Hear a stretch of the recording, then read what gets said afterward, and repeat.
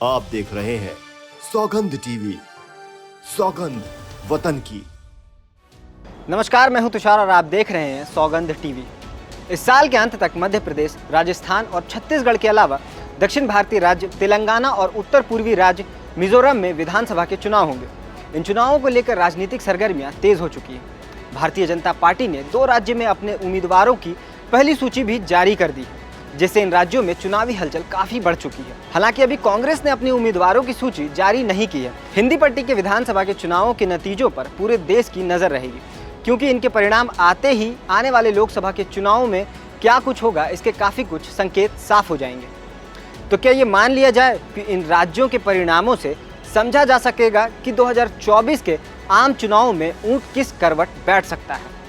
वो कहते हैं कि विधानसभा के चुनावों का वोटिंग पैटर्न आम चुनाव से बिल्कुल अलग होता है और ज़रूरी नहीं है कि राज्यों के चुनावों के नतीजों से इस बात का अंदाज़ा लगाया जा सके कि कुछ ही महीनों के बाद होने वाले आम चुनाव पर इनका कितना असर पड़ेगा।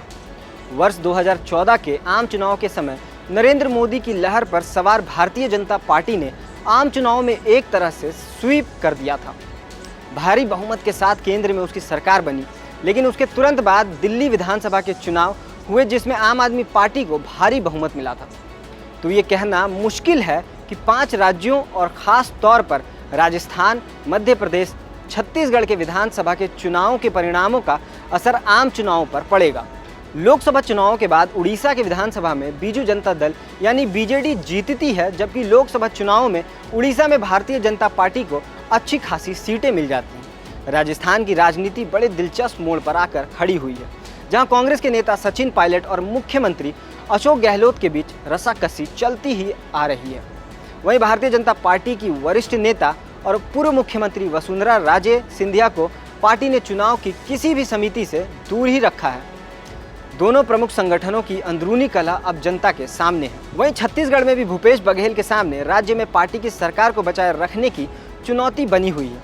इसी को देखते हुए राज्य के सीएम चुनावों को खुद आगे आकर लीड कर रहे हैं।